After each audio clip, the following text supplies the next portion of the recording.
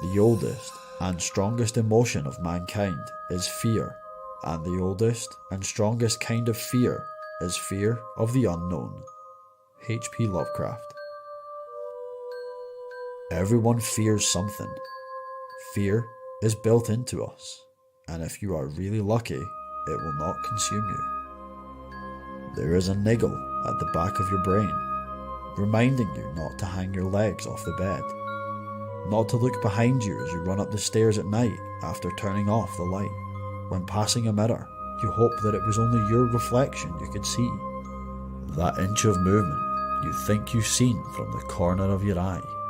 That blood-run cold feeling you get for no reason. That is fear. Welcome to a look into the unknown, where fear is always on the cards. Welcome to Paranormal Power.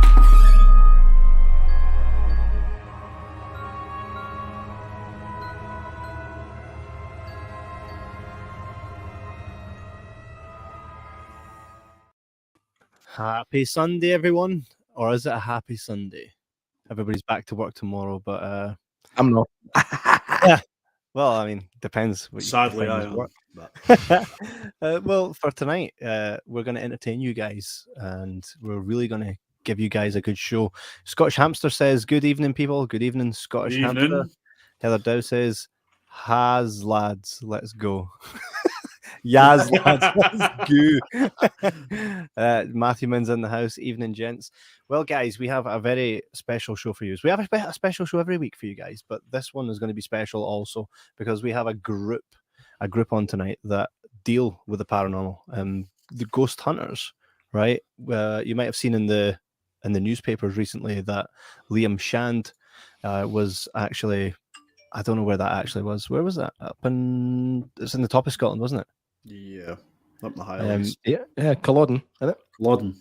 yes. So, he was out investigating ghosts, and everybody that's joining us tonight's probably joined us the last couple of months where we've had a lot of different paranormal people on. Paranormal people, that's class, right? And a lot of some peepees. Some have been right. Some have been really, really good, and maybe one or two. Just one. Made us think, but he was entertaining right enough. So as we do every week, we're going to take that walk on the wild side and get other people's experiences and learn a lot about other ghost hunting teams and what they do and how you can become involved with them. So on the show first, ladies and gentlemen, Liam Shand. Liam, welcome to the Jibber Jabber podcast. Evening, guys. How you doing? Evening. Really good. So yeah, we had seen recently, I read it in the newspaper. Well, I'd seen it as an article. No one buys a paper these days. That you had communicated with a dude that had fought in the Battle of Culloden, and maybe just get you to tell your story there to the audience to kind of create a bit of background on what it is you've been up to recently. Yeah, I'm not that crazy as maybe the article tried to portray.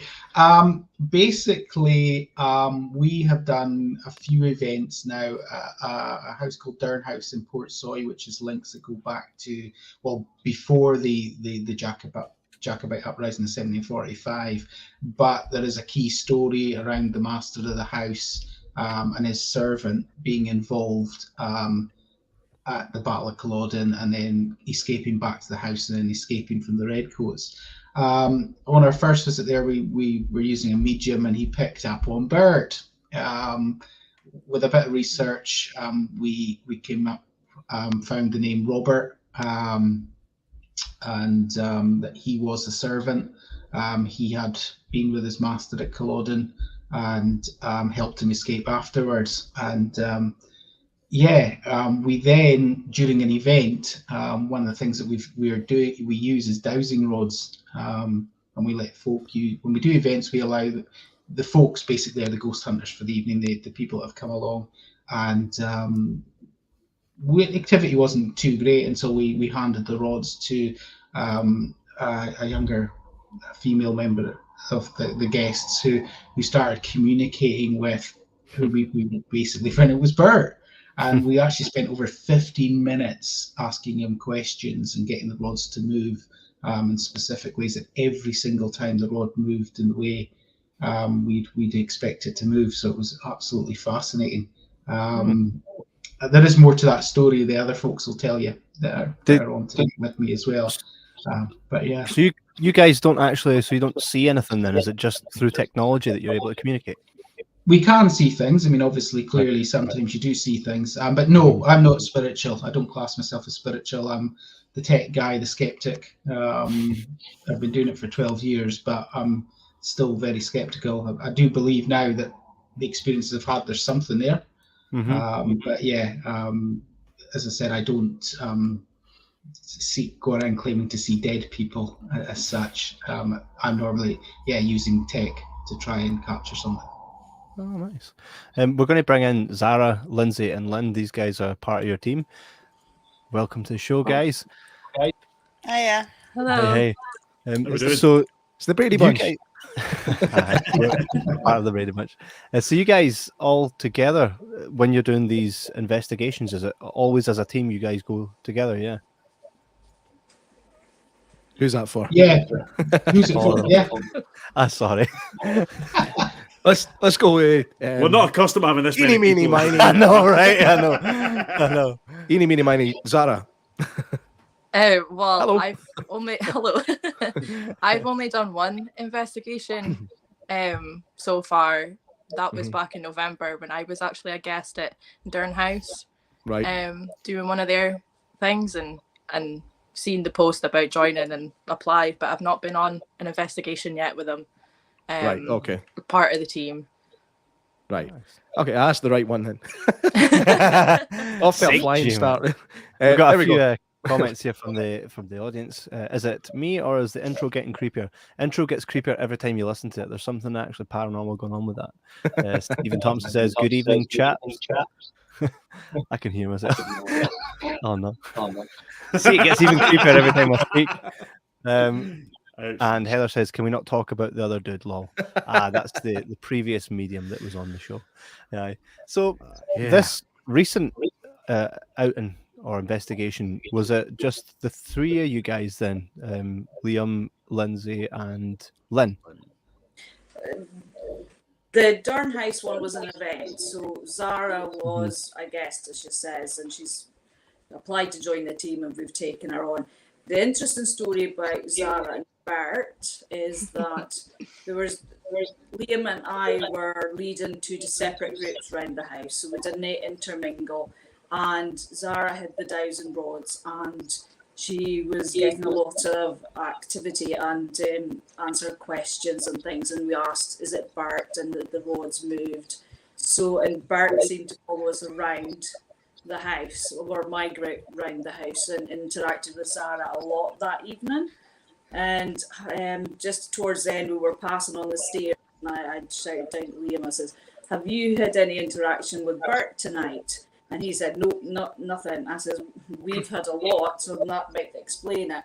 And then afterwards we were chatting, we realised that Zara had the same colour hair as the first time we had interaction with Bert. He interacted with a young girl who had the same colour of hair as well. So that was an interesting twist to that story as well. With So Bert. he's got a type then. Is that Yeah. Likes the redheads.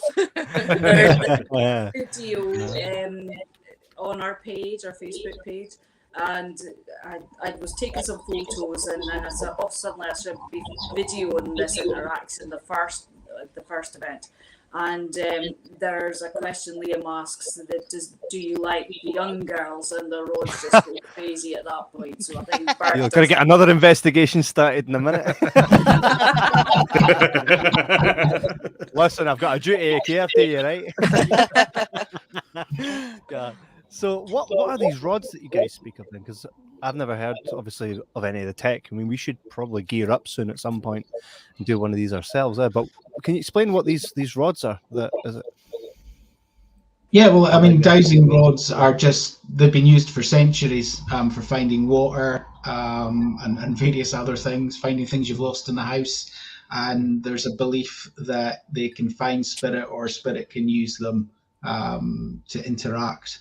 And we found them to be very useful for that. The theory being that maybe actually our newer gadgets scare them. But we find that the dowsing rods work very well. Not all the time. It depends who's holding them as well. I think there's some energy linked to it, but it's really weird when you use them for the first time and they start moving by themselves. So yeah, it's, as I said, they're kind of a key piece of kit now. They've become. They used to be kind of a thing that we had them more from the spiritual side of things. Our medium would use them, but we've found them, especially events and things like that, they're a great piece of kit, and they seem to work. So does who among you, if any, have got the gift, as you would say? Anybody? The gift, or is it all purely investigative? This one. I can see auras. Right. Nice. Okay. I thought I had something wrong with me when I was younger, but researched more into it and realized, oh, it's an aura that I'm seeing. I'm not going crazy. So, I mean, I'm quite familiar with the aura thing. I've heard of it a good number of times on different shows and stuff like that. But can you explain to me what you see and how you interpret what you see? Have you ever seen, the way I describe it to people, have you ever seen the Ready Brick advert? A long from time years ago. And it's like the glow around someone. It's right. almost like that, but it's like very faint, but I can see the color. It just depends. It's just like people have like a nice glow around them. I used to see it all the time, but I can like control it now, like tune it in and out, and stuff like that, because it was a nightmare before. You'd be like going through a group of people and it's just like, oh my god, very distracting. How did you learn to kind of hone it? Just kind of like pushing past that it's not there, if that makes sense. So like just kind of focusing on the person and not trying to look around them to like almost find the color, just look at them. Right. And then that's how I've kind of learned to kind of tune it out and switch it on and off again. And do you have some way of interpreting what the aura looks like and means? It's different colors for different types of people and stuff like that? Yeah, so like a different color can mean a different thing for someone. Usually, like I'm still kind of learning about it myself. So I'll like, probably a bad sources to use online, but I'll kind of interpret it, go online, and I've got like a website that I like to use that kind of helps me with what the meanings are for colors. Right. So I'll do it that way. Okay. But I'm still trying to learn more about it myself. That's cool. It's cool actually that you're still at the early stages of it. Yeah. And you're not just kind of balls to the wall. This is what I am, and this is what I am. I don't like to be cocky about it. I just like to be like, yeah, I'm learning about it myself. And yeah, our last guy claimed to be the closest thing on earth to God, so this is a very different situation. It's the wrong way to go around it. Yeah. Should watch that, by the way, if you haven't watched it yet. Yeah. I'll have to watch that. Yeah. He's quite a guy. I've still got PTSD for that thing. I go to bed at nights just like, if I ever find him. He told us that when people are dying and they see the light, that light they see is actually him. Oh, really? Yes. You should talk to this guy. You should really talk to this guy. Go and watch it and then go and talk to it. It will change your persona of what an ego is. I'm apparently on my 27th life, and Kevin and Kieran are both on their 28th. It was entertaining. Like, I will say that, and he was really funny. He was a really funny guy. The thing is, he wasn't. There was no sort of at any point did he ever seem to doubt what he thought. Like it was just sheer confidence the entire way, which almost made it believable. And I had the night off. Almost, like, literally, I could not get one word in. So I was just like, "Hey, I'm just going to chill here and enjoy the show." I was like, what the hell? So, how often do you recruit to bring new members on? Do you wait for somebody to leave and then bring somebody else in to replace them, or who's is Liam? Are you the leader of the group, or is somebody else in charge of that side of it? Yeah, I suppose I'm a leader. I'm the kind of the co-founder of the group, and yeah, basically what's happened in the group is we've had a core team of around 6 normally. That have worked for the last 12 years, and as people leave, they're kind of replaced. But what we've done recently is we've expanded the size of the team, so we've actually got 10 folk now, because we're traveling further afield and doing a few more events. So it just gives us a few more heads and and opportunities for people, because we're constantly getting asked, can we join you? Can we join you? Can we join you? And it is very, it's very difficult to increase the size of the group too much, and we do a lot of private work as well, so you've got to be kind of careful there as well, because a lot of that's extremely sensitive. I'm assuming you've got a pretty big sort of selection process and determining how you or who you want specifically and who seems the right fit at the right time as well. Oh yeah, definitely. You're definitely looking for people that you are going to add something to the team, and that we ourselves can learn from. So Lindsay, for instance, who's joined us here, Lindsay's had experience with other groups, so she brings in that experience and ideas and whatnot, that things that we haven't probably tried before. So that side of it's really great. And so Zara as well, the talents that she's got coming in, and she can see auras. She was brilliant when she was at the event. Sometimes you go to an event and you meet somebody and you go, I kind of want you in my team, kind of thing. If the opportunity comes along. And actually, Alex, who's not here tonight, he's another one who came to one of our events at Turnhouse, and he is 100% skeptic. He's done parapsychology at Edinburgh University, and as soon as I met him, I thought, I like you, I want you in my team. And thankfully, everybody I wanted in my team applied, so that's awesome. We have a question here. Sorry? No, because that's kind of how we started. I met Kevin at work, and within the space of about a week, 2 weeks, we started chatting away, and he was like, we're going to do something together. We have to kind of work as a group. And then it just, the paranormal part just kind of happened. Again, just after a conversation. It was cool the way those things work. Yeah, it's just like 3 dudes that have really little experience in the paranormal life, doing our own investigation through conversation. Sometimes it works, and sometimes it doesn't. Brian McCaig says, have you ever been somewhere and had to leave because you were scared by what was going on? Like, nah, look at all those hardcore faces. Everyone, I'm just like, nah. Here's a question. I got a question for you then, right? So with you guys kind of mainly basing the conversations and stuff on technology, I would assume that you've gone to a place, right? And then it's like you're using your wee gadgets, and you've got it correct to the point the person in that area knows, all right, so it's right, he was speaking to wee Davy, and wee Davy's like, it's me. And then you're like, well, it's saying it's wee Davy, and then the guy's like, yep, it's wee Davy. Like, so you can all confirm it where you didn't know anything previous to going in there, and the people that were asking you to investigate it can confirm that in fact it was wee Davy that they used to know, but you guys have kind of found him on the other side. Is that something that's happened often? I'm the history researcher of the group. I didn't get on this particular investigation because I was working at that time. It was a few years ago. We were asked to go to the Clachnahary Inn in Inverness. So as part of my job, I do sort of research. We do use a medium. We do not let him know the history or names beforehand. It's just supplied to the team member that's going there.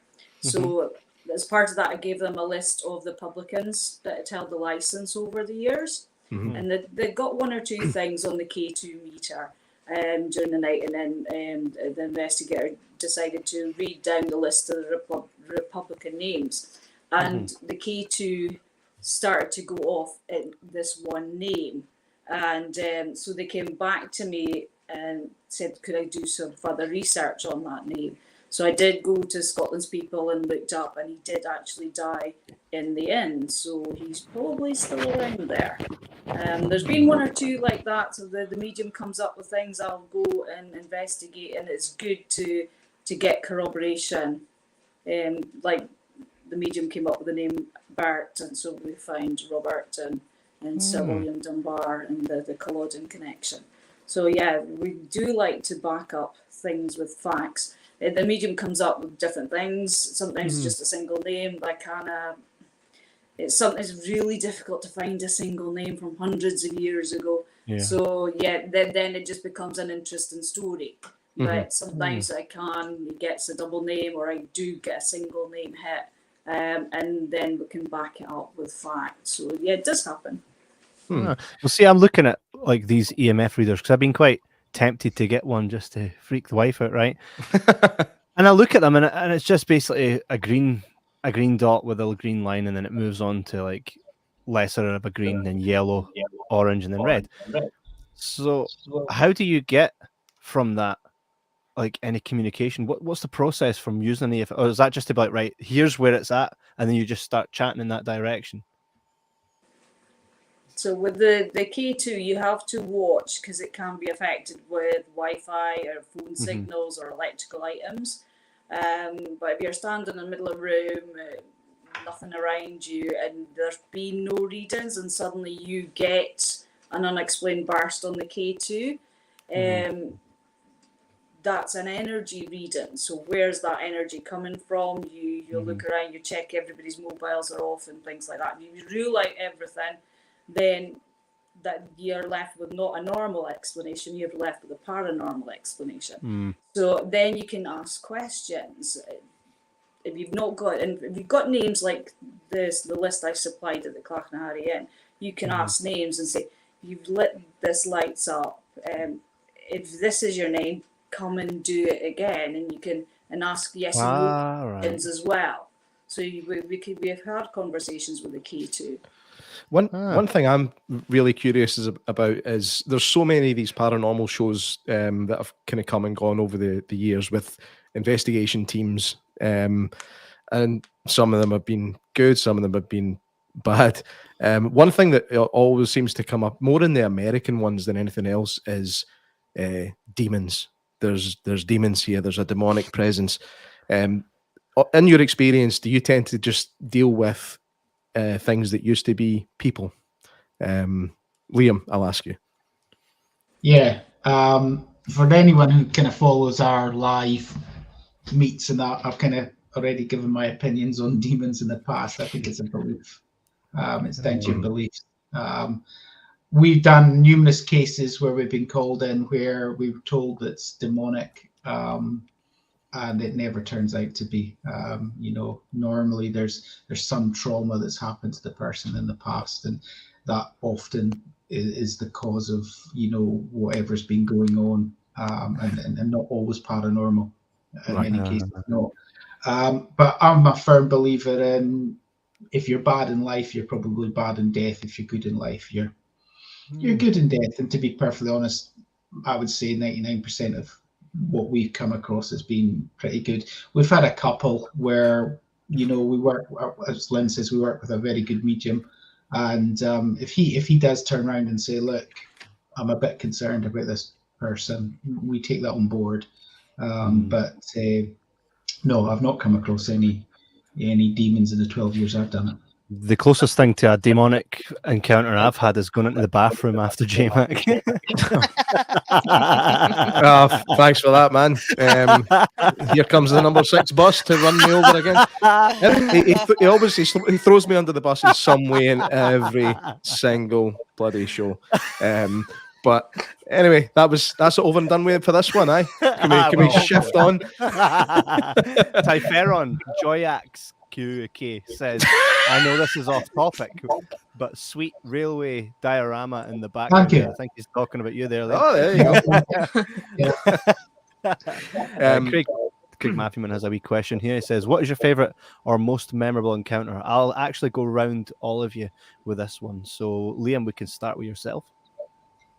Well, that's really hard because there's been there's been quite a few. I actually do think probably the Bert one, actually, just from for me to get actual communication, what appears to be intelligent communication, that's something on the other side is actually answering your questions, and even when you're trying to trick it, it's still answering the question correctly. So it's not random. You know what you're getting is his intelligence. So I would say, yeah, probably Bert for me. Oh, nice. We'll go now to Zara. I'm going to have to say Bert as well. When I had the conversation with him, it's the first time I've ever had a conversation with a spirit, and it's so memorable. Bert, class. And Lindsay? Mine was at a place called Duffus Castle over at Lossiemouth. We had been communicating on the K2, and we're getting quite a lot of communication with people that seem to be prisoners. There's a prison pit there, in the part of the ruins that's still standing, and we actually had our K2 up in a sort of a natural shelf in the wall of the castle, and it came out. All of a sudden just came flying out of that. And, for me, there was no way that it could have just fallen off the, because it was quite carefully placed on it. And then shortly after that happened, there was a couple come up with a dog and they were wondering what we were doing. So they came in and I all of a sudden was just like, in 5, 4, 3, 2, 1, your dog's going to bark. And sure enough, the dog barked at this prison pit. So, that was a really good investigation for me. Damn, I like how people just insert themselves into other people's stuff. What are you doing? Just for Theresa May coming down. Lynn, you knew I was coming for you. What was your favourite experience? Oh, I've got a few.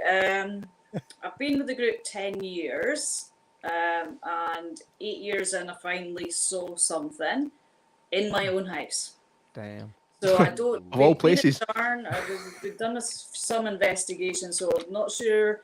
There's odd things happening at my house. It's a very old house. It was 11 o'clock in the morning, broad daylight, coming out the bedroom, top of the stairs, down the bottom stairs, a shadow figure. You could see the head, shoulders, didn't have any definition, completely flat, matte, dark grey.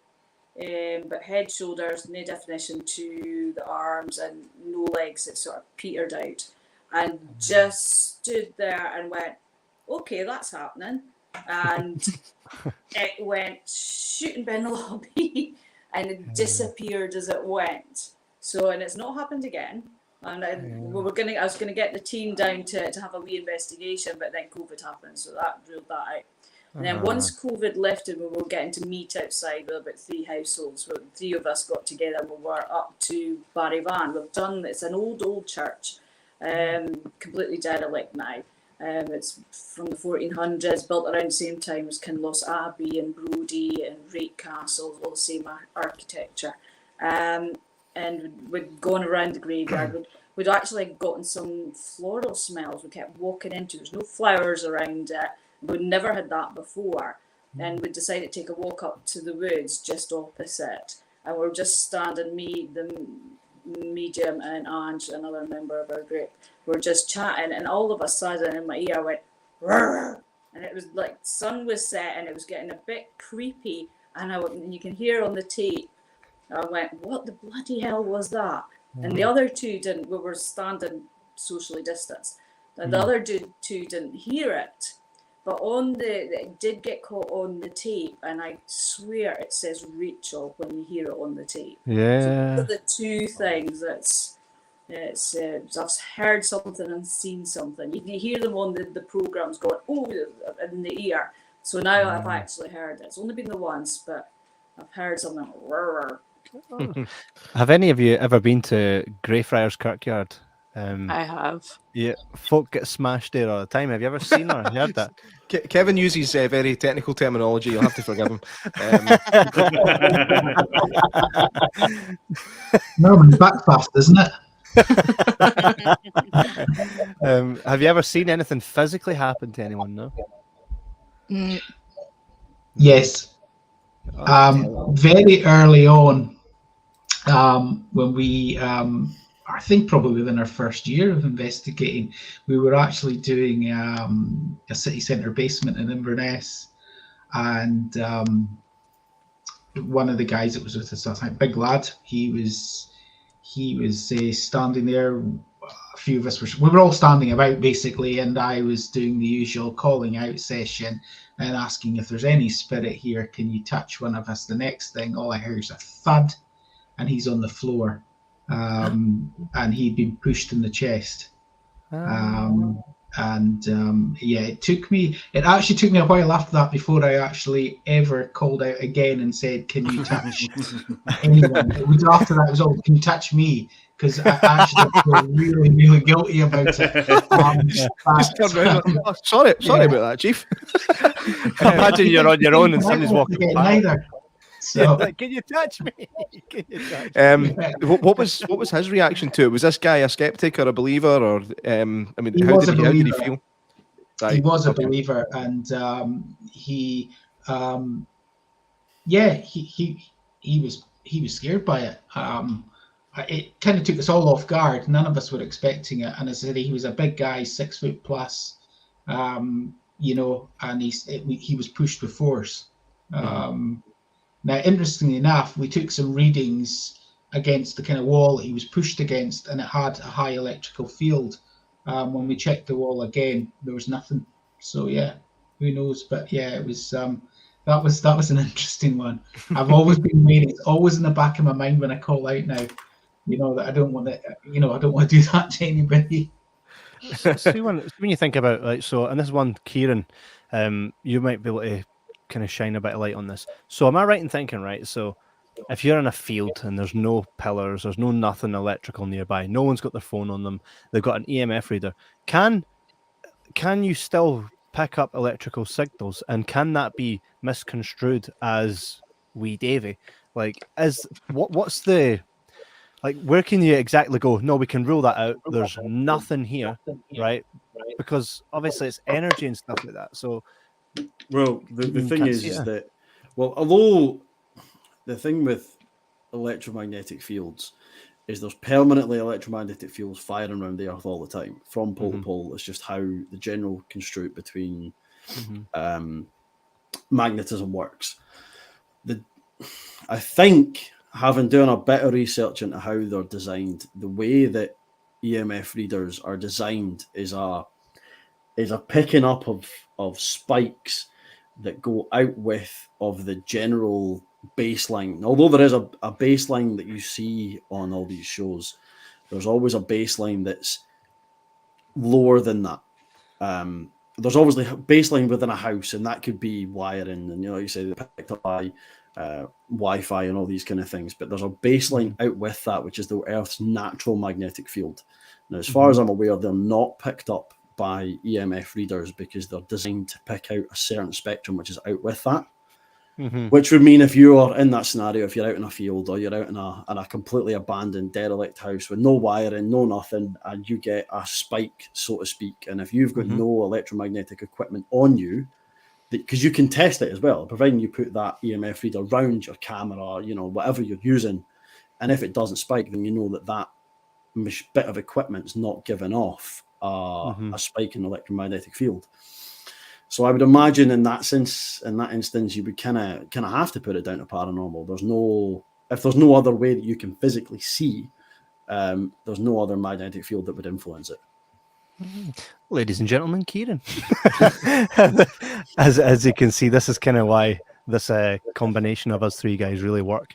It's because J-Mac and I will, if you came on the show and told us that you've got indeed wee Davy and 3 Marys in your room every night and you chat to them, J-Mac and I are like, oh, that's cool, introduce us. But Kieran kind of keeps us grounded, and that's why all the science questions we ask. So basically, I'm the geek is what he's trying to say. I'm the one that reads.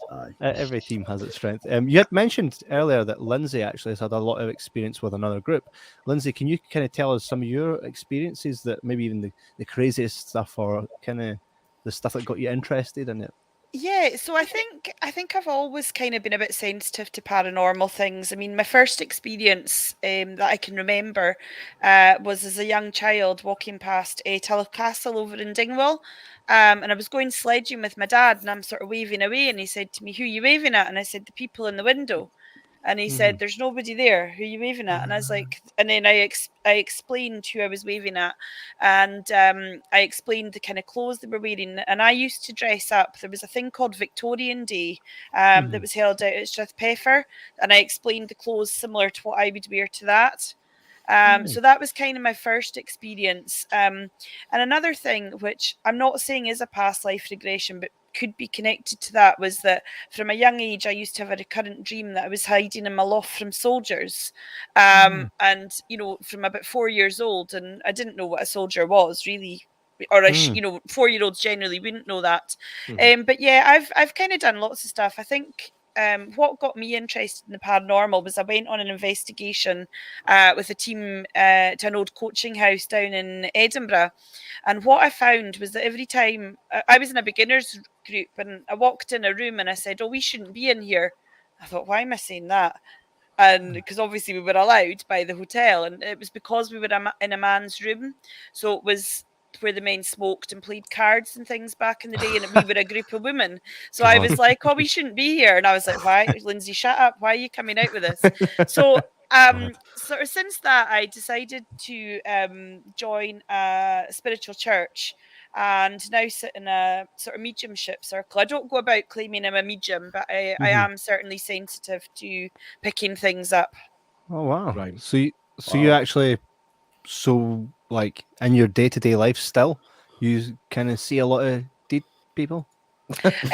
No, so not like what I saw that as a child, because I think children are particularly susceptible. Children and animals, they say, but I do sort of still experience certain things, sort of shadow people. I had an experience in my bedroom a bit similar to Lynn, that there was someone at my door twice. And I did shake my head earlier and say I haven't experienced physical things. I thought that you were talking specifically about grey fires, but I have, and it's interesting. Your intro made me laugh because I did get my foot pulled when it was out with the quilt. Yeah. So I was at my front door before I realised that what am I doing? So it was that kind of immediate fight or flight. So I don't put my feet out the covers anymore. Oh man. It must be murder when your feet are roasting. When I was growing up, my brother always told me if I left my feet at the covers, Freddy Krueger would drag me under the bed and kill me. So I just never took a chance. Look, I never wrote it that way for no reason. Right? There was a reason why I wrote it like that. You mentioned that within your group you've got a medium. You said a very good medium that you work with. How I mean, who selected what medium was going to be in the group, first of all, or was it a joint decision? He actually started coming along. We do open meets with the public where we just basically meet, have a coffee, and discuss the paranormal. So he actually came along to a couple of them, and I think I was doing a ghost walk, and he came along on the ghost walk, and he started interacting and things like that. And he won't be annoyed with me when I always describe him, well, he's just another tool in the box kind of thing, because that's exactly what a medium is for a paranormal team. In my opinion, it's just another mechanism of communicating. So we thought we'll give him a go, and he is. I mean, he is absolutely brilliant. There's a lot. You've already said it yourself. There's a lot of mediums out there or people who claim to be mediums that I don't actually think know how to. They may have a gift, but I don't think they know how to control it and use it. But our guy Mike, he's only one of. There's only about 2 or 3 mediums that I would ever recommend to somebody, and he's certainly one of them. I mean, he's very honest. We've gone to. I remember turning up at one location. He went, "Oh, for God's sake! I lived next door as a kid." So he's very open and honest with us. Another location where, again, we don't tell him where we're going. We turned up at a location where we knew there'd been a murder. And again, as soon as we turned up, he goes, "I know this place." But he actually found nothing. And that night, actually interesting, that it was a high EMF field in the flat that was causing the problem. It wasn't paranormal at all. Where was it coming from? Do you remember? There was actually wiring that was all round. It had just been put in plastic trunking all round the room. Mm-hmm. And when we walked in with our meters, the meters just went absolutely crazy. It's the worst I've ever seen. So just for anybody that doesn't understand it, EMF can physically affect people. So what you're saying there is that it was actually the real EMF within the room caused by the wiring that was causing people to have what they thought was paranormal experiences. Yeah, they were hallucinating. Yeah, basically, and that's one of the side effects. Also, you get the room's very heavy, feels very heavy. It's got a very heavy atmosphere. Even I can't stay in a room like that for more than probably 20 minutes. I would have an absolutely cracking headache. Right. So yeah, in that case, they got the wiring sorted and never had another issue. We are always on the lookout for a medium that will convince us that mediumship is real. Man. We've still not had it. I'm, as much as I'm a believer, like I love to think that there is something once we go. I mean, it's the way I look at it, the way a lot of people look at it, I suppose, is that energy never dies. It just redistributes. So when you die, what happens to whatever was inside you? So that's always intrigued me. But I've always found the idea of people that can talk to the dead not always, actually. I used to like the idea, but the more I've seen and the more people that were caught basically being fraudulent with it, it just killed any belief I had in it. So I'm looking to get it back. So if he's that good, we'd love to speak to him at some point. Yeah, absolutely. He's a bit shy, but well, you never know. I mean, no, I mean, I totally get what you're saying, and it is extremely difficult. And he would be the first to admit that he can only tell us what is passed to him, and sometimes that's extremely random.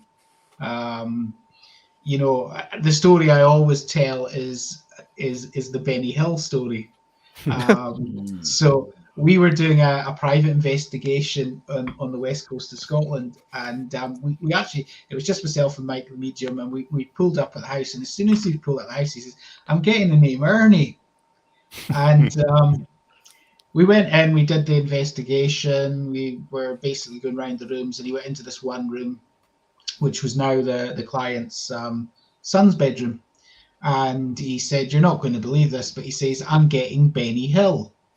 Wow. And I goes, "Well," I says, "Mike, you've lost it." And the client stopped me. She says, No, she said, "This was my uncle's room. Benny Hill was his favourite TV show, and I used to come in here and watch Benny Hill with him." Well, the next place you should investigate is Sesame Street, because that you found Bert and Ernie now. See, just quickly, actually, I just had a thought. See, when you're talking about how EMFs can mess with people's heads and hallucinogenic kind of results for that just reminded me, that's one of the most believed theories that happened at the Dyatlov Pass incident with the Russian hikers in 1950. 58, I think, 58, 59, something like that, when they all kind of went mental and then they all died and nobody knows whatever happened. One of the reasons why they think it happened was high levels of EMF readings in the area. Still has never been confirmed, but that's one of the most believable incidences of it. It was just a thought. Just a thought. In theory, they all got done in off ghosts. Well, if they're imagining it, then aye. What's when you go on an investigation? I'll ask you, Lynn. When you're on an investigation, what's your kind of ghost hunter's suitcase full of gadgets? What do you always have when you go on an investigation? What toys do you bring? Yeah. Well, probably best to ask Liam. We've got K2s, we've got dowsing rods. We've just recently got a flare, which is a thermal camera. Yep. I've just invested in a REM pod. So REM pods, again, it gets set off by an electromagnetic field, but it creates its own field around the device. So it's when something breaks the field, it goes off. So it's not affected by Wi-Fi and phones and things like that. So, and I've got a Boo Bear. I've just invested in a Boo Bear for kids to interact with as well. We always audio record the entire session, and that's when we pick up any voices or interactions to questions that might not get picked. It's like building up layers of an investigation. It's just not you just didn't get one thing that says that's that person there you're interacting. It's like build K2 results to a question, and then research giving names and maybe reactions to that names, and then dowsing rods and anything else can build up that level of evidence. When you guys are doing a private investigation, just say it's one that somebody's asked you to come out and have a look. Once you've done the investigation, how much time do you spend kind of what's the word? Well, bringing all the evidence together, having a look at it, trying to find the evidence. How long do you spend going through the tapes and the footage and all that kind of stuff before you actually tell the client what's been going on? And all that. Well, I start pre-investigation with the research, so it depends where it is. If it's in Inverness, I've got all the city directories. I'll go through them that gives you addresses and names, and dates, and then I can go to Scotland's People, look up those names to the census records to give corroboration, and that might give me other people's names in that household as well. And then I'll go to the British Newspaper Archive and troll through pages of articles to just sift out evidence pre-investigation, so that we're kind of forearmed to like trigger questions to see if there is anybody there that we've got names for that property or that place. The bigger the place, the easier it is. The newer the property, the more difficult it is. And then Liam and Ange do a lot of the post work. Ange spends hours going through the audio, because we're in two groups, there's two audios, and depending on how long the investigation, it all has to be listened to. And then the clips will get messaged around all of us to see if we are hearing what is picked up. Sorry, my cat's... Well, I thought that was something else there. We have a couple comments here from the audience here. Heather Dowfer says, "Oh, love Doofus. Used to visit Duffus. when I taught."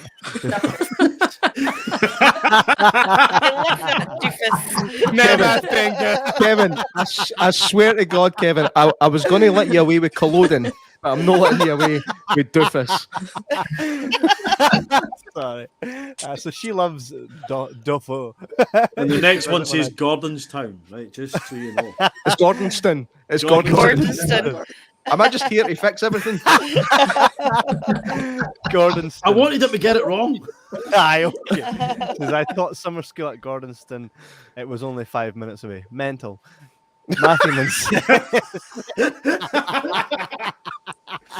Matthew says, "Do you have a favourite place to visit?" That'll go from everybody. Aye, go round robin with that one. Here we go. We'll start with Liam. Touchwood House in Inverness. Without question. So if you watched Miriam Margolyes and Alan Cummings' tour of Scotland last year on Channel 4, it was featured on that. It's an amazing building owned by a practicing witch who's a wonderful lady. It's a guest house, and you can come and stay in it, but it is full of activity. Yeah, it's a magical place. And it's on booking.com. If it's on booking.com, I'm going. Right, let's get it booked. Let's go. And Zara, yours? I've done a couple investigations took part in them down in Edinburgh Vaults, and that's always been my favourite place. We like the vaults. I will tell you a story about that in a second after we go to Lindsay. So I have a couple of pieces. I like Touchwood. I've only just been in it a couple of times recently. I also love the Discovery ship in Dundee. Yeah. And Very nice. and Leith Hall over in Aberdeenshire was also really interesting. That's kind of up there. It's really hard because every investigation's usually good for its own merits, you know. Sometimes you go out and get nothing, but that's just the nature of what we do. Mm-hmm. Nice. And over to Lynn and her pussy cat. Why is that funny? Why? Wait a minute. Why is that funny? I think it was to do with the way you said it. But there we go. Okay, that's all a you all of a thing. sudden this turned for a podcast into an OnlyFans page. But Okay. Yeah, well, touch was nice, so I'll go with something else. We were asked to lead an investigation event at Brodie Castle. So I was leading a group round, and we got to the kitchen. There's an interesting story that I found out about Brodie Castle back in the 1920s. There was a butler who went missing, and a couple of weeks later his body was found in Culbin Sands and a shotgun by his side. And I just finished reading the newspaper clipping that I found and telling the story, and you can hear it on was it video or audio we had at that time, I can't remember, but you can hear there's a groan just outside the kitchen. I'm standing in the kitchen with a group of people, and there's just a groan as I finished that story, so it's quite chilling. I would really like to go back as just the group to do it, but funds are, for a non-profit group, funds are always an obstacle. That's actually something I was going to ask next. Is obviously you are a non-profit group and you do a lot of your own investigations. Not people necessarily asking you to come and do them. It's stuff that you're going out and doing. I mean, what's the process that you go through to get permission to do it, and the costs involved in doing that? Is there a kind of general range that you're willing to kind of stick within, or will you pay anything to get to the right place?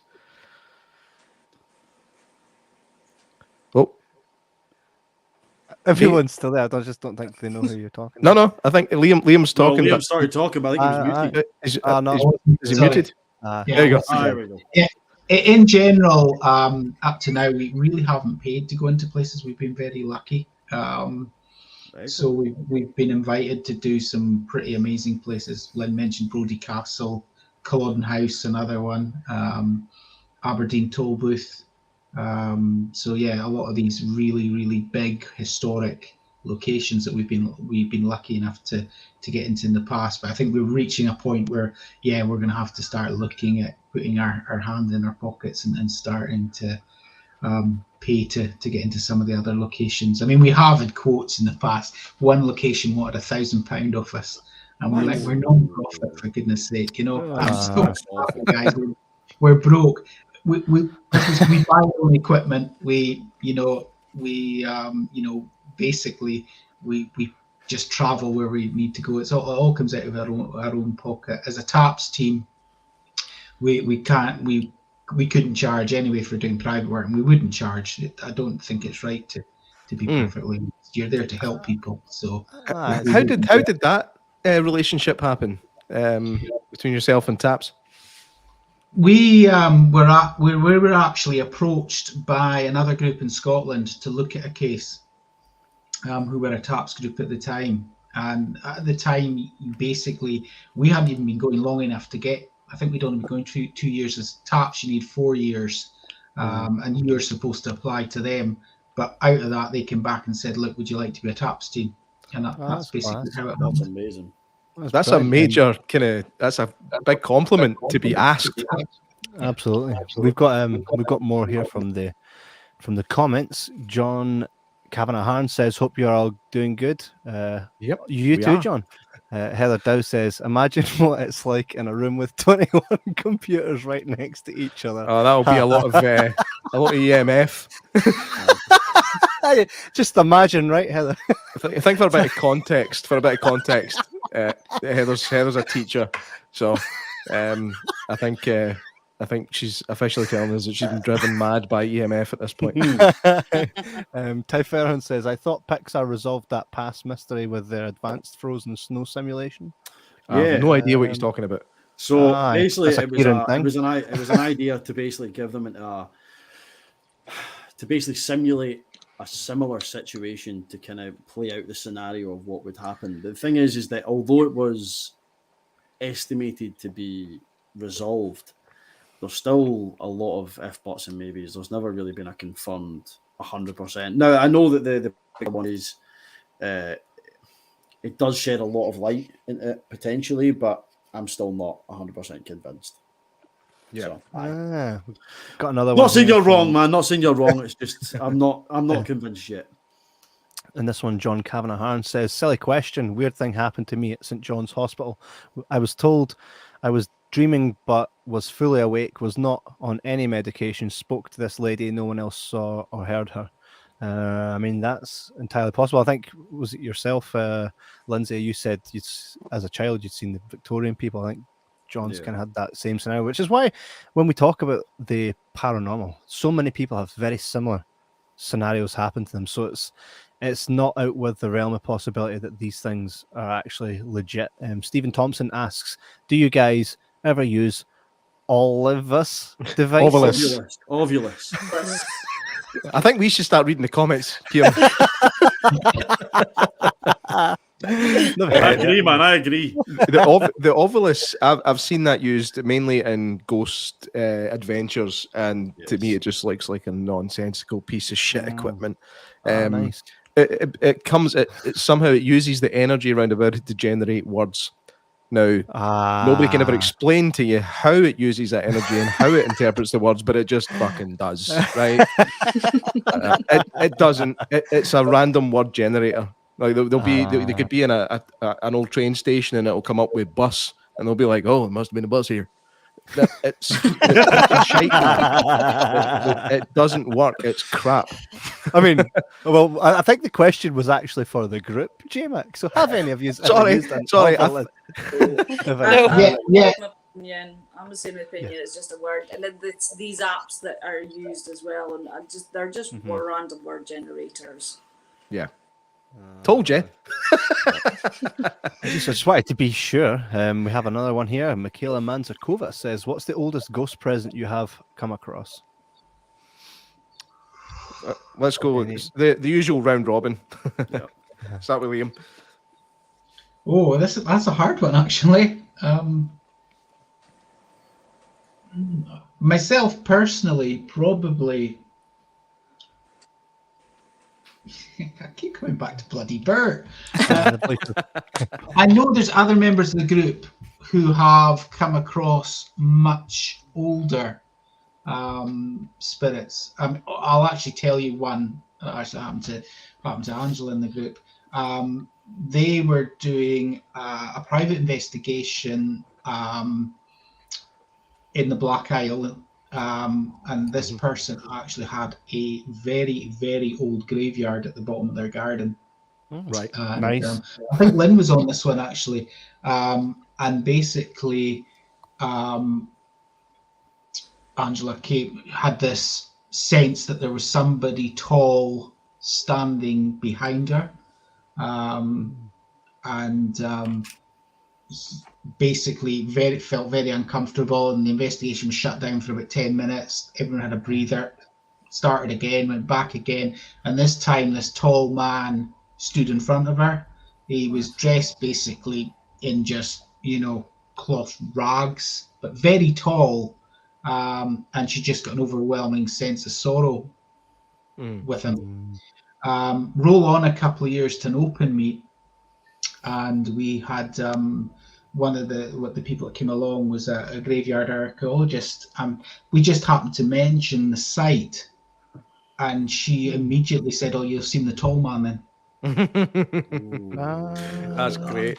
I love corroboration like that when there's people that don't know each other that can tell the same story, not through previous hearsay. Hearsay is a word that I've been hearing a lot recently. Pure and simple. But people that don't know each other that haven't been told about this thing and they both experience it. I love that stuff. It's so unnecessary. I've missed something. It was Kieran. Here's another question from Brian McCaig, the brother Mac. He says, have you have any of you ever witnessed any poltergeist type activity? I believe Kev has. I'll start this actually. Yes, kinda. I mean, it was unnatural, very much. What happened was I was at my grand's, and a lot of you have heard this on the show already, so I'll just kind of do the fast forward version of it. I was sitting next to my gran. There was a candle sitting on one of those old TVs, and it got punted. And I know for a fact that it was no one, because I was staring right in that direction, and it felt like it got scalped, and it just kind of flew across the room. And at that point, I was like, well, there must be other stuff. It was at that point where I was like, even now, after meeting some mediums, and I've been like, this guy's talking shite, and I'm like, oh, there's probably no any deed folk kicking about still. I still think back to that, and I'm like, do you know, there is though, because I kind of take away from that. Has any of you guys? I'm starting to think, sorry, with that story. I've been thinking about that story. You have told it a couple of times now, but I'm starting to think you smash your grand's candle and you're just sticking to this story, and you have done for the last 28 years. So honestly, Gran, it wasn't me. My gran was there. She saw it as well, and she was like that. She was like, see, tell you. I love the crazy eyes you gave us there, Kev. Right. And I was like this. Right, so she was telling me for ages. She was like, "Hey, when you're dead, you're no gone." And I'm like, "Cheers, Gran. I'll go to bed now, right?" And and that was after she put Critters 3 on when I was like 2. But so no, she was with me. She saw it. So it really wasn't nothing like that. What about yourselves? Has any of you guys experienced like proper? And this is one thing I was going to say is actually when we're talking about the Greyfriars. So we know a guy that runs the vaults. So if you've been to the vaults, you'll have met him, James Christopher, and he sees folk getting ragdolled about down there all the time. and then I'm not even joking. He says he saw somebody get picked up and thrown against the wall. He sent me, and he's got pictures of folk getting slashed. Like I've been scratched in the vaults. Right. Yeah. So was I, by the way. Yep. Aye. So was I. I had I think it was the vaults anyway. I've done both of I've done Mary King's Close and the vaults, and I think it was the vaults where you end up coming out at a pub. Like once you go through the vaults, you come out at an old pub, and I had a scratch on the back of my neck.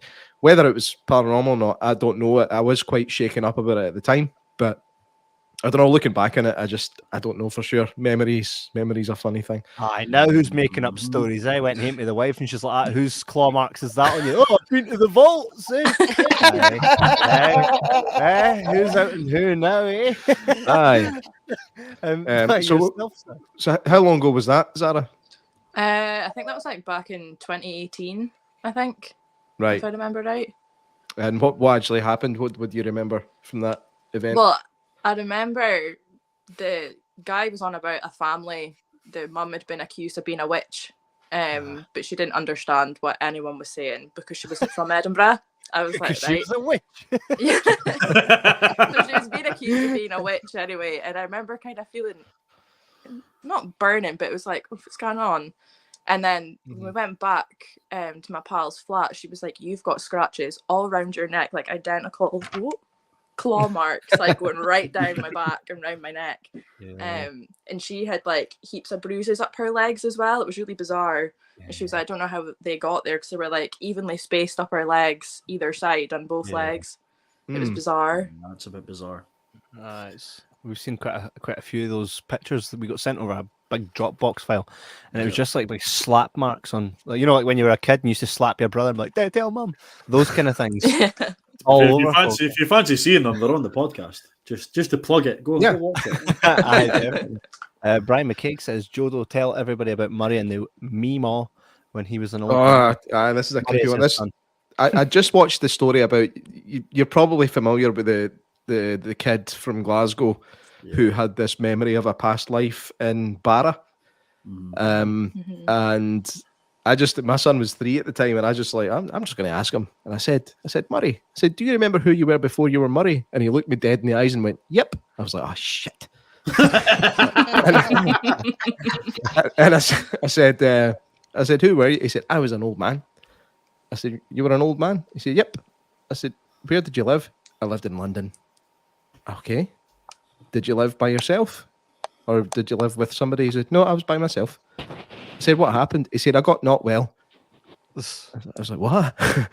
He's like, I got not well, and then I heard a meemaw noise, and then I was here with you and Mummy. I was like, you can look after yourself the rest of the day, son. So that was a creepy, creepy experience. So I've never brought it up again. In fact, no, that's a lie. I did ask him again when he was maybe 5 and he couldn't remember. But I thought that was an interesting conversation. What's your thoughts on that? Actually, the whole past life thing. Remembering, yeah. I had a client actually tell me a story about her son, that they'd been at the park playing, and he'd got like his shoes were wet, and I think she said she was 4, and they got like he was like rushed to the car. He was like, "Mom, we need to go home. I don't want to get trench foot again. It was horrible." And she was kind of like, "What? How do you know what trench foot is? Like you're 4." And I was like, "Oh my god!" But he's never brought it up again. Trench foot. That's crazy. That's crazy, man. Trench foot, Kevin. That was what the. I know what trench foot is. Used to get. I know what trench foot is. I've seen pictures of it. It's unpleasant to say the least. There we go. So we were talking about poltergeist activity, weren't we? Matthewman has another question. He says, "Do any of you ever watch ghostly movies and sit there and go, no, that sort of shite?" I think all of us do. Yeah, we all do. I mean, come on. When I do a private investigation, one of the first things I do when I go into somebody's house is check their DVD collection. Normally, you indicate what you're up against. That's such a, do you know what? That's such a simple but clever thing to do. Yeah, you know what I mean. Like if you go to their DVD collection and all they've got is like the classics, they're not into horror films, then that's a good indicator that something maybe actually happening. But if you go in and I don't know, they've got Pennywise on their bed sheets, you're like, okay, I think Kinky men have some nutbags here. Yeah, absolutely. Typheron has another question here. It says, "This is a really good episode tonight. Great guests, well researched, and great speakers. Really great chat. Lots to think about." Thanks, Typheron. He's usually quite, by the way, sometimes you got to hold him back. Sometimes he's like a wee dog. He gets going. The other guy, these were some good questions. Yeah. He was all over the other guy. I'm like, wait a minute, mate. But you guys, hey, if you're all right with Typheron, you're all right with us. We still don't know who he is. We have no idea. No, never. He's just a guy. Or even if it's a guy, he's just somebody that just drops in and asks really good questions. Really great questions. Well researched. Yeah, he's very well versed about everything. He knows what he's doing. So what is the? Oh no, there you go. No, Kieran. Yeah, you have the floor. Oh, fantastic. I've got a quick. So you're talking about these a non-profit, and you do all these private investigations plus a lot of sort of semi-approached ones as well. What would you say your purpose for all these investigations are? Like, do you go for research based? Do you go to put somebody's mind at ease? Do you go to answer your own questions? Like, what's your reasoning for it? Who's that for? I think we'll just do the round robin. The thing is, like there's no point asking them individually now. There's too many people, and I suppose that's a group thing in general. Like that's the whole, Highland Paranormal, why it was set up. Like what was the reasoning behind it? I suppose I better answer that one then. Yes. I think to start off with, it was to find out. It was selfishly to. I wanted to know where did a ghost exist? Was there such things as ghosts? But it pretty quickly developed into the fact that we were helping people, and that became very much almost like a primary role for us. But clearly, the end goal is getting the research and getting the evidence to prove that ghosts exist. But yeah, as cliche as it is, we do help people sleep in their beds at night. It's true, What sparked the desire? What sparked your interest in the subject? Was it an experience or was it just a general curiosity?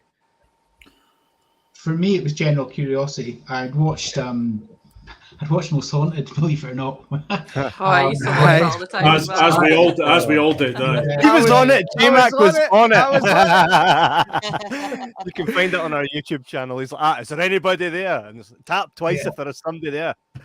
He's like, oh, there's somebody there. Spoiler alert. This was before I had been disillusioned. But then Ghost Hunters. And so to get taps after that was just, for me, was just unbelievable. Absolutely. Ghost Hunters was the main drive for me to actually start investigating, because I was watching these guys who were actually taking it from a much more scientific approach. They were using equipment, and that's what really hooked me. I'd always been interested in history and folklore and that of the Highlands, and it kind of felt like the next step. Mm-hmm. Yeah. See, we got another comment here from and someone I've never seen before. Raspberries. Never trust anyone with Pennywise bed sheets. What happens if we get to learn that? Like, never trust anyone with Pennywise bed sheets. What got you to that answer? You need to tell us. Typheron says, a guy hiding behind a YouTube profile to stay anonymous with a lot of research books and a few experiences of my own, and I love a paranormal chat. So that's this guy's seen some stuff. He's seen some stuff. We still need to bring him on for a quick. We have yes, to get on here, Typheron. You can wear a mask, one of those anonymous masks. Heather Dowd says, question to everyone, even the PP guys. That's us. Oh, is that our name now? We're the PP guys. The PP guys. Oh no, the PP guys. I refuse to be part of the PP gang. I've been back in school again. Where is one place that you would love? You all love to study, either close to home or anywhere in the world. So like your desired place to go. Oh no, Matthew, man. Again, we'll do that. The round robin from Liam. Yep. He's quiet again. You went. Sorry, you're not giving me time to think, guys. It's difficult to pick one location, to be perfectly honest. There's so many different locations that all over the world, basically, that I'd love to go. Dracula's Castle's one. I'd love to do that. Yeah. I'll say Dracula's Castle. Yeah. Dracula's Castle, man. Damn. I'm trying to think. I've got too many as well. There is one castle. I can't remember the name of, but there's a spirit of a girl that died of a heartbreak that lurks there that I would love to go to. Was that not did we not cover that? Mind the mad lassie that scares folk? That narrows it right down, Kevin. What was it again? It's next to that bar that we tried to get set up to go in and No. That was the Black Lady of Lark Hall. Lady of Lark Hall. She was sad as hell. Yeah, but there's no castle there, man. Oh, well. That's a house. My bad. So do you know roughly where it is? Is it in Scotland? Is it north? It's at the borders. I can't. For the life of me, I can't remember. Right. I'm trying to think of as many other places as well, but there's so many. Lindsay? I don't know, actually. So that's my answer. I don't know. See how it goes. That's a fair answer, considering there's so many. It's like when you're doing a job interview and they ask you a question and you've just got no idea, and always you're be honest. You're just like, and then they say, "Would you like to come back to that one?" And you're just like, "I've not got this job." I did that because I did before it said something stupid. Yeah, exactly. Absolutely. We've all been there. What about yourself, Lynn? Back to America. I've investigated a few places over there. I think the Winchester House. I would really love to. That's a good one. That would be fantastic.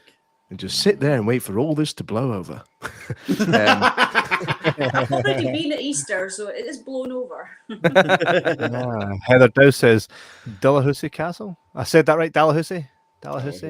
My friend actually works there, and me and her are trying to get in to do an investigation. Maybe it might just be me, her, and her friend, but if we can get in a bit more generally, then I will be saying to the team. I haven't told them this yet because I was only just speaking to my friend. Well, you know this now, weekend. guys. You know So now. you know now. We've got a So paranormal I'll, platter exclusive here, people. Wait, and I'll get us a wee song. Kev, what about you? Where would you go? Me, I'd go to, and as sad as it sounds, I watched this documentary, and ever since I watched it, I got kind of obsessed with the why behind it, and then I started watching people go into the house where it happened, and they started saying that these were ghost hunters, and they were like, "Oh, look, you can see stuff." So it's a place in Colorado, and it's where the Watts murders happened. I don't know if you're familiar with them. Yeah. Yeah. Now, what gets me about that is that's probably like one of the worst I've ever kind of looked into. A dad that killed his wife and kids, and the way he done it. But that house, when I look at that, a picture of that house now, it no longer represents what it once did, and it just looks dark. And I think for some, and I don't know, I imagine that if I hadn't known that, would I still feel the same way about the house? But when I look at the house, it almost looks like a very dark place to be. And because of that, I would like to be in there and see what's what. And even in one of the videos, see if you watch the body cam footage of the cops going in, because it's all online, and you listen, you can hear a voice that's like that, like someone's being choked, right? Which she was. And she's saying that she's with her child, not like you're hearing things being said that relate to throughout, and you can even hear a kid in the background. And then one of the cops go, "What, did you hear that? It was a kid. It must have just been something else." You can hear kids sound in there. So I thought there's a lot to that, because what happened, I think sometimes if something and this is something that I spoke to my friends about, and kind of, I don't know what the theory's called. There probably is a theory, but Stone houses, right? Is that what you're thinking of?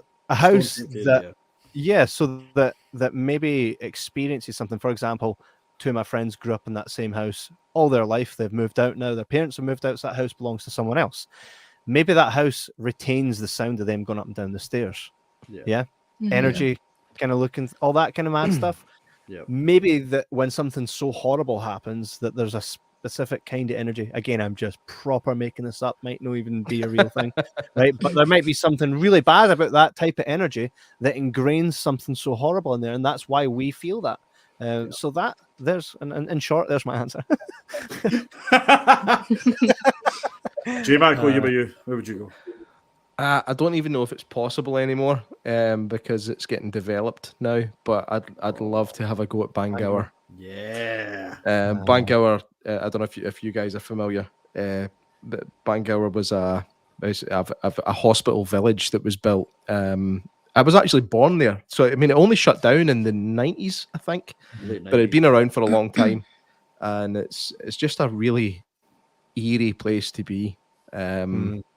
And yeah, I'd like to get the chance to do that before it's turned into ridiculously expensive flats. People walk their dogs there all the time. They must have seen Zan. Kieran, what about you? I would love to do either the Hoia Baciu forest, which is also in Romania. Is that where everybody killed themselves? No, that's Japan. Ayokigahara. That's the Ayokigahara forest in Japan, which is the other one I want to go. Me, I've got a thing for forests. Nice. But I would love to do it. Oh, no, don't. Those must be comfortable shoes. I would love to go to either of those places. But, that's true. Every time we drive past Bangor, she absolutely shits herself. Genuinely, she doesn't like it at all. And it's mainly because every time we go past them, I'm like, look, it's haunted. There's a pile of ghosties there. She's like, stop it! Stop it! Probably. It's just because I was born there. I think since I was born, there's just a dark energy over the place. It's all your fault, Jim. In the bathroom, Raspberries says, I'd like to go back to Bunnyman Bridge in Virginia, only place that ever made me feel physically ill, and I would love to check it out again. And the police, they patrolled though? It's police patrolled, obviously, it's not somewhere you can go free reign then. Did something bad happen there? Bunnyman Bridge. Was that the Bunnyman killer? It was like a guy dressed up as Donnie Darko and started mashing folk. I like how you just make Hey, up what? stuff. I'm gonna go find out. No, I think I've seen a movie that was quite related to that. I'm sure. Taferon says, "I'm too feared to investigate anywhere in case I find something." I'm sure it seems like the end goal of any paranormal group is to find a definitive piece of evidence that just cannot be rebuked. I think I mentioned this on a previous show, is that the most frustrating thing about it now, with the fact that everything we do now is digital as opposed to analog or using film, it's much easier to mess with digital things. And I think we're at the point now where even when somebody does find something that is completely irrefutable, somebody will still find a way to debunk it because it's digital and it can always be messed with. Do you guys think that? I mean, what is the ultimate goal? I mean, what would be your best piece of evidence that you could get in a modern age where everything could be so tightly scrutinized? Again, I'll put it to Liam. I think you'd want to catch on film an apparition. But again, as you say, somebody would debunk it, no doubt. But I think that's kind of what you'd want. I mean, I actually, over some of the experiences we've had more recently, I seriously question whether we've got the technology at the moment to capture spirit. We did one investigation where everybody in the room saw an aura around our medium. Everybody in the room clicked away on their cameras. There was a couple of clients there as well. They were on their mobile phones taking photos, and nothing appeared. Everybody in the room witnessed it. Wow. Do you know? I think it might be just what you said there. We might not have the technology. I think me personally, I think we might have possibly moved away from the technology that could have found it. You know, I think moving away from film might have, for want of a better expression, fucked it, because digital is so easily manipulated. I think that if we hadn't moved away from film, even see Polaroid cameras, if you catch something on a Polaroid, you're golden. Bring back Polaroid. It prints. I mean, it's not went away. You can still get it. It's just no people use it all the time. It probably costs more than a FLIR camera. In fact, that's what I went to ask. How much was the FLIR? Because I know that those are not cheap. Who was responsible for buying that? What poor bugger had to foot the bill? That's why they're skint. we were actually gifted it. Oh, you lucky. Yeah, we were actually gifted it, which was an incredible piece of generosity from the gentleman involved. So yeah, superb. Sorry? I was just going to say, I've just got a quick answer on what the Bunnyman Bridge is. Oh, okay. Oh, go ahead. So it's in a place, Colchester Road in Fairfax County, in Virginia, and apparently it's an urban legend, basically of this guy from the 1900s. Was an escaped mental patient, guy called Douglas Griffin, and apparently was caught in the woods eating rabbits, and if you're caught lingering around the bridge late at night, whatever, you get butchered by the Bunnyman, and that's where the theory or the original story came from. And then there's always myths and legends spiraled from the original storyline. So that was the origin story of it, anyway. What's been your most disappointing investigation? We've been going on kind of all hyped up, like, oh, I can't believe we finally got to do this, and then it's just been nothing. I'll ask you, Lynn. Have you not had one? Truly disappointed. To spin it round, we were asked by Highland Council a few years ago. It was just I think they were just hyping up their Halloween event on the islands, Ness Islands. So they asked us to go in as a team to investigate, so it would be safe for the public. And we truly didn't think we would get anything, but we did. I'll let Liam tell the story. Yeah. We got all sorts of activity. We actually had equipment going faulty. We had people seeing lights. We had mists being caught on camera. K2s going off.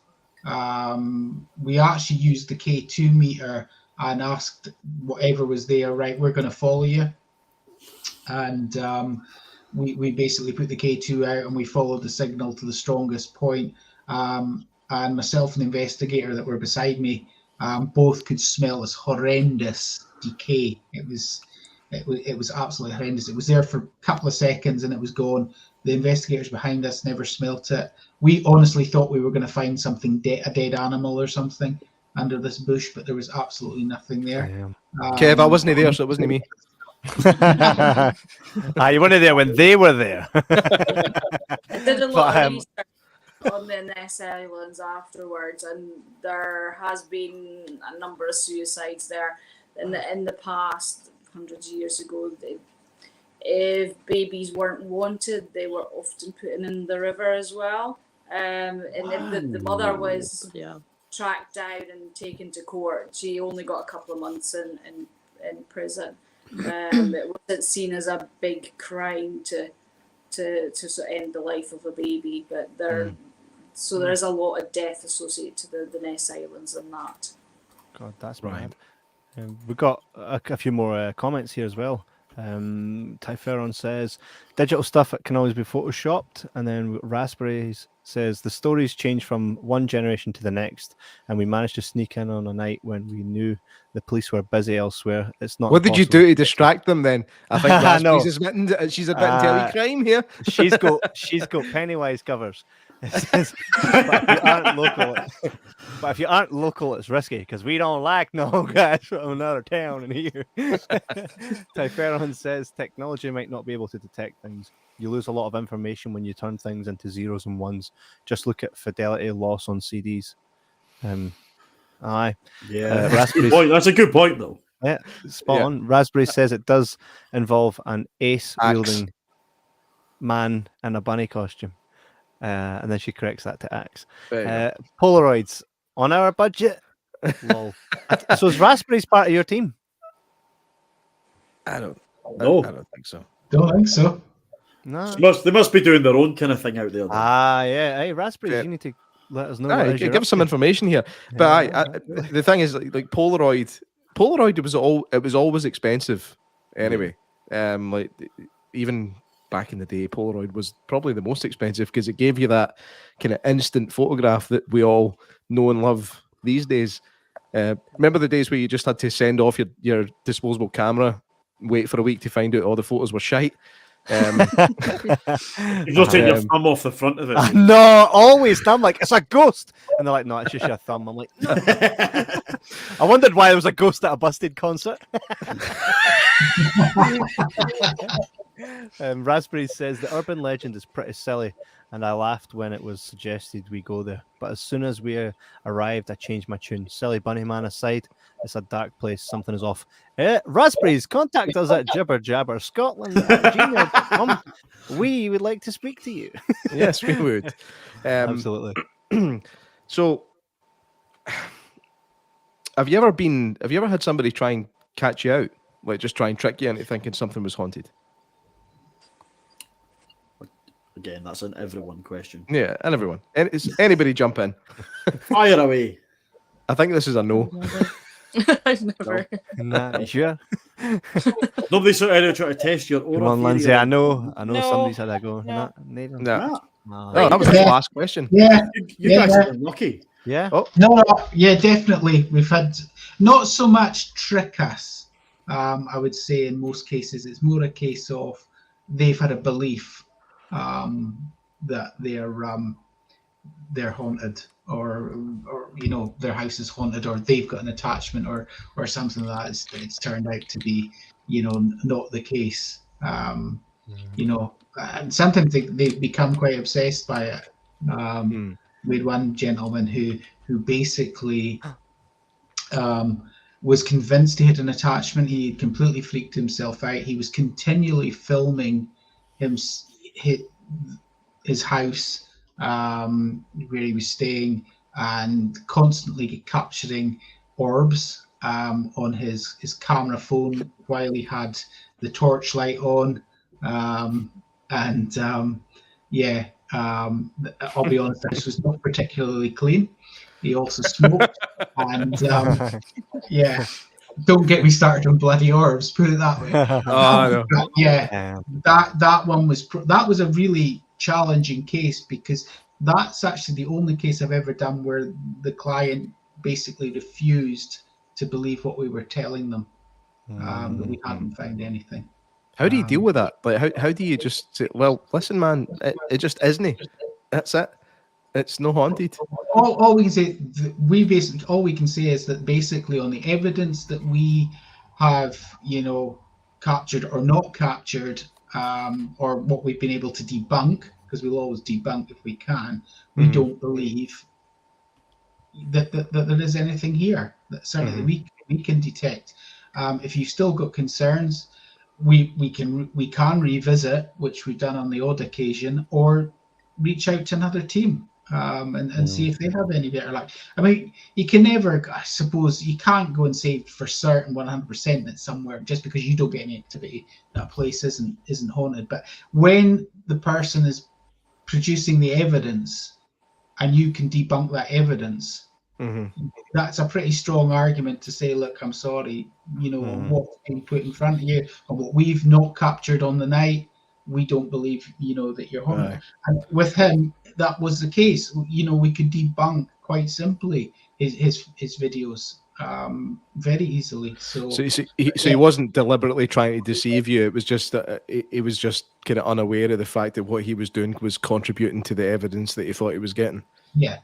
The only time I would say that I suppose we were attempted to be deceived was a pub, whereby actually the person who contacted us with this photograph of this transparent man,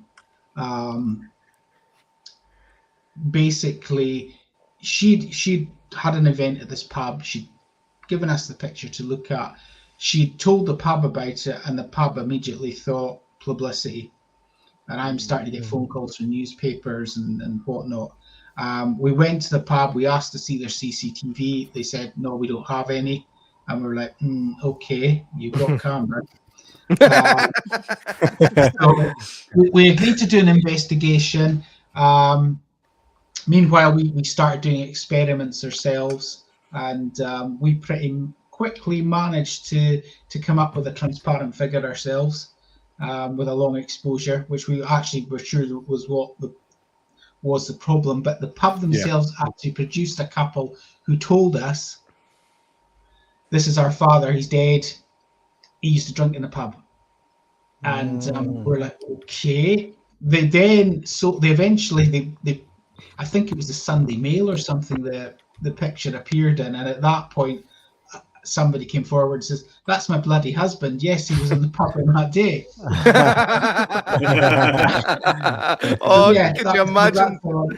Imagine being in their house that night, that paper came out, they're just like, let's have a wee flick through. Shite! Yeah. The guy had basically walked into the shop, realised he was in shot, walked straight back out of it, but because it was on a long exposure, he appeared transparent. I said we'd already done our experiments, and I'd already managed to produce myself as a transparent figure by walking in and out of a shot. So we knew that it could be done. I did it once as well. I'm messing about with my first digital camera, and then I managed to take a picture of myself sitting next to myself on the couch. It's not difficult to fake these sort of things. To make it look like that. Yeah, we have another comment here from Angela Parkinson. Could potentially be spirits visiting rather than residing there. I mean, I suppose that's true. I mean, I don't know. I don't know if it's true. But I would imagine that ghosts. Well, I suppose even spirits might want to go to the pub every now and again. Do you know what I mean? You got a break for this castle life. I'm really doing the boozer. We'll take the final question here from C. Matthewman, the man himself. He says, are there any signs an average person can look for that shows spirit could be near? Ooh. That's a good question. We'll go to right. I think Lindsay wanted to take that one. Oh, Lindsay, let's go. I think it's different for different people. Sometimes you might feel cold. So for me, if it's a child or a dog spirit, I'll be cold below the knees. I also get, and this is disgusting, but really smelly, sweaty. And I don't normally get that, but it's just really quite, and it's probably an adrenaline thing. You might get the hair on your arms sticking up. Sometimes you just feel that something's there. Another sort of tell could be something like ringing in your ears or like hearing a heartbeat. So that's what I kind of get physical. Right. But others may have different things to add to that as well. Yeah. I like the idea of that. You say, "Oh, this place is really haunted, by the way, because I'm fucking reeking in it, and it's freezing."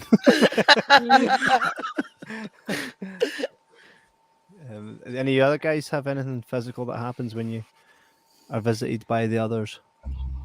The others. I would say smells. A lot of people report familiar smells of people that have passed over, maybe a perfume, aftershave, particular cigarette brand. That's reported by a lot of people. I've seen it. I used to have this pal, and his mum, her dad died, and she has a big grandfather clock. And she took a picture of the clock one day because she was quite mad about this clock, right? She thought it was cool. She took a picture of it, and in the clock, she showed me this picture, and she's like, "Look, that's my dad. Like, he was already dead at this point, and it did look like a dude wearing like an army uniform, and that's kind of how she remembers him as like a soldier, because that was quite a big part of who he was." And I remember seeing that picture being like, "That's mental." I mean, she could have had it photoshopped or whatever and just wind me up, but like to think that pictures can capture these kind of, But I think the thing is if you're willing to believe, you're more likely to accept a picture.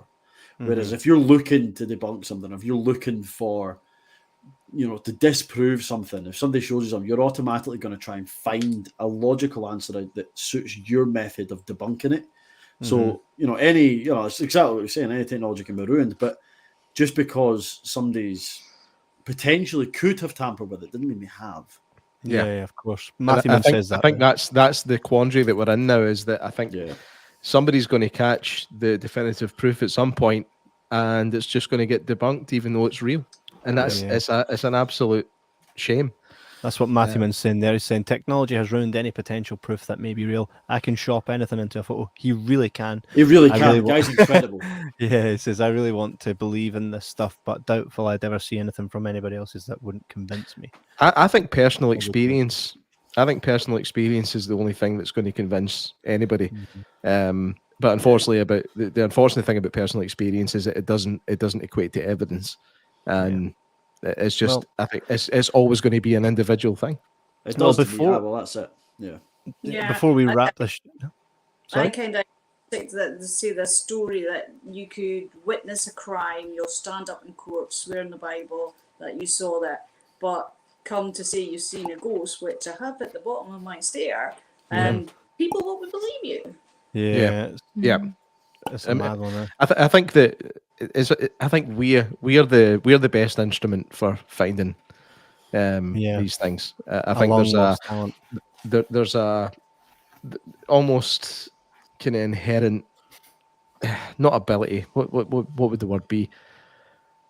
I don't know. I think that there's instinct. I hate to use the words, but like a sixth sense that something is a bit weird that's going on around you, and there's no way to document it. There's no way to take a photograph of it, and it just means it's always going to be in the realm of interpretation, and it's a bit of a bugger. It's a bit of a bugger.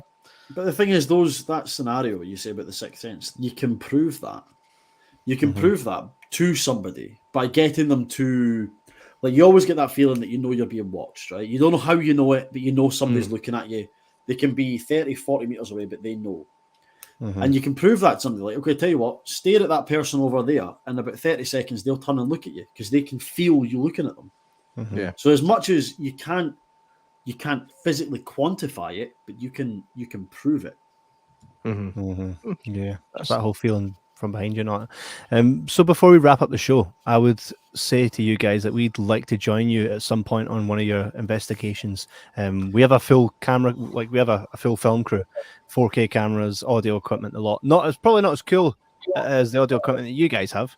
Nope. But if you let us know when you're next doing something really cool, or we'll keep an eye on the website, which is the www.highlandparanormal.org. We'll make sure to come along one day with our cameras and see if we can catch something together, and we can come back on and talk about an experience, because it's something we're definitely interested in experiencing. Yep. We might come along and just be like, the craziest thing we see all night is J-Mac. but it's definitely something, if you'll have us, that we'd love to come and experience. And absolutely, definitely a lot going on. So that'd be We great. do. Yeah. We do like to have, like, on the podcast, we do like to have a laugh and keep things jovial. But obviously, if we were coming along to this thing, we're not. We'll be different people, that kind of thing. Although you say that, though, what we find is that actually a lot of the best evidence comes when you're having a laugh. We'll be fine then. When you're not focused in, when you're not being serious, if somebody farts or something like that, and everybody gets giggles, so him. And that is actually when something will happen, because what happens is spirit feed off energy. So the more energy you give to them, the more energy they can use. Yeah. So if you're all sitting being dead serious and boring, then it doesn't always happen. Whereas if you're having a bit of a laugh, then you'll get some of your best stuff. Yeah. J-Mac is going to come up. He's going to come with a lot of energy. Let's put it that way. It's been brilliant having you guys on. Thank you again so much. And our audience has clearly enjoyed it. So make sure everyone that's watching tonight and listening to us on Spotify to go and check these guys out at highlandparanormal.org, and you can get involved in their investigations, hopefully. Do you guys do any shows, any live streams? We do live streams on Facebook. You can get us on, via the website, but we're Highland Ghosts on Facebook. So we do some live stuff from time to time on there. I did have one. I meant to ask this question way earlier on the show, just before we go. Sorry, I know it's late and it's Sunday. But how many people do you take on an event? Like, what's the maximum number of people you would allow to have at an event? I know that you've got your core team, but you do these events. As in guests? Yeah. I think Darn's the biggest, with about 15 in each group. So that's the biggest. That's a fair size. It depends on the size of the place as well. Right. Okay. And just a lead on for that. Sorry, I know it meant to be wrapping up. I totally meant to ask this earlier on. But do you have concerns about having so many people in one place at one time? And how do you control it? Well, we split up. So I mean, as we say, Durn House being an example, they do their paranormal evening. That's an evening that's aimed at 30 people, but we would never take 30 people around in one group. So we take a group of 15. We split them into two, as Lynn says. But yeah, we try to keep the groups manageable. Most events, to be honest, we normally take about a maximum of 20 people. And again, we're always splitting up into groups. But as Lynn says, it depends on the size of the building or the location you're at on how many you take. But yeah, you need to keep the numbers down, because if not, really, you're not going to get the experience. Yeah. And one last one. It just leads on for the same thing. One last one. What's been the worst member of the public that you've had on one of these events? I'll let Liam answer that. We had a gentleman who came on an event who thought it was a ghost walk that was going to finish in a pub. He was obnoxious from the moment he arrived until the moment that he left. He was basically it was the most dysfunctional family I'd ever seen. They were quite happy to slag each other off in public and air their dirty laundry. It was absolutely horrific. And in hindsight, I should have told them, I don't care how much money you've paid, you're out. Yeah. But yeah, that's the worst. We've had drunk people at some of the events because we normally it's not our event. We're there to do the paranormal part of it. And it doesn't mix. Spirits and real spirits don't mix. So Never mix your spirits. That's always a challenge. So there's more chance to see a spirit, I believe, if you've had some spirits. Yeah. And becoming one, eh? I'm seeing 3 you. Brilliant. Anything else, J-Mac? No, that's me. I'm done. I'm done. Here, the floor is yours, J-Mac. The floor is yours. To do what? I'm done. I'm done. It was check our stuff out at jibberjabberstore.co.uk where Heather's definitely not messaging me going plug the merch. Yeah, you can buy cool t-shirts that Heather's dying to make for everyone. You see what I did there? So if you like all that cool stuff, by all means go that. And if you guys are looking for a good merch lady, give us a shout because we got a good woman that could definitely do all your stuff cheaper. And on that note, thanks again, guys. It's been a blast having you guys on, and we'll do this again sometime soon. And we'll definitely come and check out one of your events. Yeah, let's do something. Absolutely. Awesome. Thanks for having us, Take it easy, guys. Awesome. Thanks Yes, again. Cheers. Cheers. Thank Bye. you. Guys. Bye. Thank you. Bye. Bye.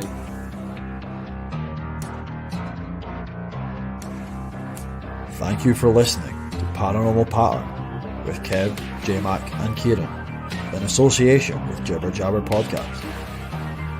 You can watch future episodes live on Facebook Live and on YouTube. You can also catch up on our previous episodes on Apple Podcasts, Audible, Spotify and any available podcast database. Don't forget to check out our website at www.jibberjabberpodcast.com. Good night and sleep tight.